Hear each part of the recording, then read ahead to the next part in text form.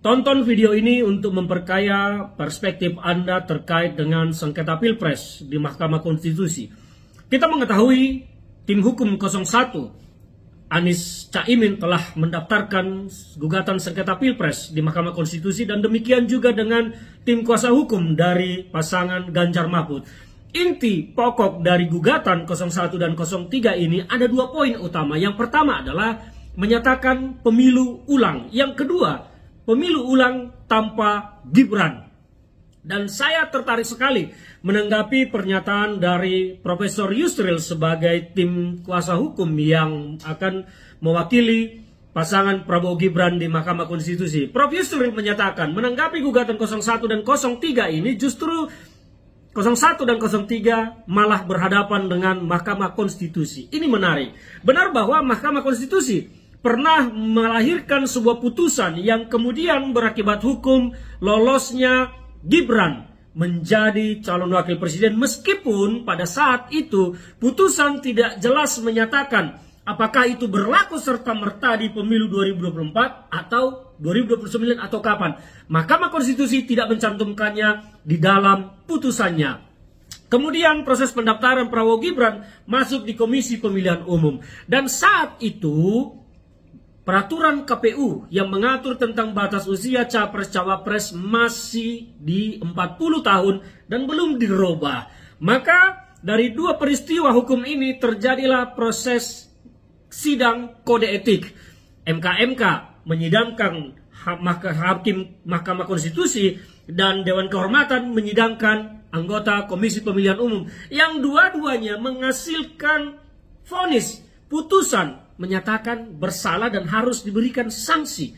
Maka hakim Mahkamah Konstitusi juga mendapat sanksi, dan berakibat Paman Usman, pamannya Gibran, diberhentikan dari jabatan ketua MK dan menjadi anggota biasa. Dan di Komisi Pemilihan Umum, komisionernya, ketuanya juga mendapat sanksi keras karena menerima pendaftaran Prabowo Gibran, tetapi peraturan belum dirubah. Karena peraturan KPU yang membatasi capres-cawapres usianya dirubah setelah menerima pendaftaran Prabowo Gibran.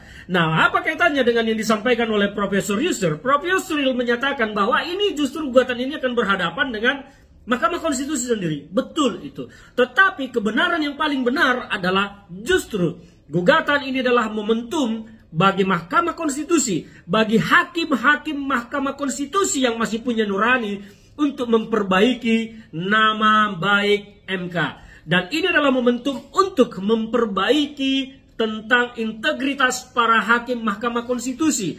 Karena apa? Putusan Mahkamah Konstitusi berlaku semerta-merta dan tidak bisa dibatalkan. Maka ini bukan pembatalan putusan, tetapi Mahkamah Konstitusi akan memperbaiki kesalahan yang pernah mereka lakukan. Karena apa? Putusan MK yang lahir dulu disertai dissenting opinion dari beberapa hakim MK. Artinya apa? Keputusan itu tidak bulat, didapat 100% dari kesamaan perspektif berpikir tentang hukum para hakim Mahkamah Konstitusi. Nah, dengan demikian di sini ada celah bagaimana Mahkamah Konstitusi bisa kembali menegakkan marwah Mahkamah Konstitusi itu sendiri dengan memperbaiki kesalahannya. Memperbaikinya bagaimana? Menerima dan mengabulkan gugatan sengketa Pilpres yang diajukan oleh 01 maupun 03 Anies Baswedan, Caimin, dan Ganjar Mahfud. Ini adalah salah satu momentum yang paling tepat bagi Mahkamah Konstitusi untuk mengembalikan marwah Mahkamah Konstitusi itu sebagai penjaga benteng konstitusi kita. Jadi saya berharap bahwa para hakim Mahkamah Konstitusi kali ini, apalagi ini momentum bulan puasa, sebaiknya betul-betul beribadahnya hanya tidak menahan lapar dan haus semata, tetapi juga menegakkan kebenaran.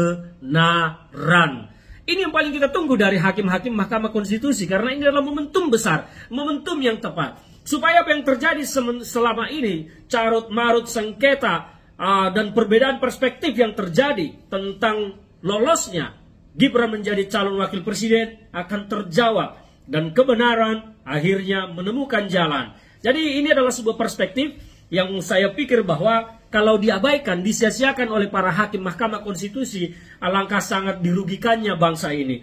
dan hakim-hakim Mahkamah Konstitusi tidak memanfaatkan momentum ini untuk mengembalikan integritas diri, mengembalikan integritas Mahkamah Konstitusi yang memang harus dijaga marwahnya. Nah, sekarang pertanyaan kita, bagaimana dengan para hakim Mahkamah Konstitusi? Apakah mereka akan mau untuk mengembalikan marwah ini, atau mereka hanya akan menjadi hakim-hakim yang terus terjerat dengan opini-opini dan rekayasa-rekayasa opini di luar sana? Ataukah para hakim Mahkamah Konstitusi akan tetap bertahan dengan sebuah keteledoran, kesalahan? Saya harus menyebut keteledoran dan kesalahan, karena bagi saya, hakim konstitusi, Mahkamah Konstitusi tidak berhak membuat aturan. Karena Mahkamah Konstitusi hanya menguji sebuah aturan apakah bertentangan dengan konstitusi atau tidak. Mahkamah Konstitusi bagi saya tidak berhak membuat aturan. Karena kalau Mahkamah Konstitusi berhak membuat aturan, untuk apa hak legislasi DPR? Untuk apa ada pemerintah? Serahkan saja semua aturan kepada Mahkamah Konstitusi. Nah, ini adalah momentum yang baik bagi Mahkamah Konstitusi untuk memperbaiki keteledoran yang pernah dilakukan. Jadi, yang disampaikan Profesor Yusril itu seolah-olah ya 01 dan 03 justru akan malah berdebat dan melawan hakim MK. Saya sependapat, dan justru itu harus terjadi. Dan saya berharap bahwa hakim MK menerima dan mengabulkan gugatan ini untuk memperbaiki keteledoran yang pernah terjadi yang dilakukan oleh hakim-hakim Mahkamah Konstitusi, terutama sejak Paman Usman menjadi ketua MK. Dan sekarang kan sesuai hasil keputusan MK Mahkamah Kehormatan, Paman Usman kan dilarang untuk menyidangkan sengketa Pilpres karena ada konflik interest. Dan kita berharap sekarang ada 8 hakim yang akan menyidangkan ini. Kalau saja 8 hakim ini bebas dari intervensi Paman Usman dan intervensi kekuasaan, saya percaya bahwa Prof. Yusril benar, 0103 berhadapan dengan MK, dan MK mengembalikan marwah Mahkamah Konstitusi, marwah integritas para hakimnya menjadi baik dan benar dengan membatalkan pemilu 2024 dan mencoret Gibran dari daftar cawapres.